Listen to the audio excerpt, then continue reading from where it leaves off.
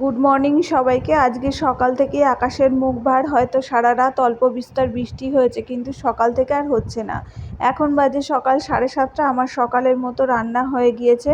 আজকে সব সবজি দিয়ে একটা তরকারি করেছি আর ভাত, এটাই রাহুল টিফিনের জন্য নিয়ে যাবে।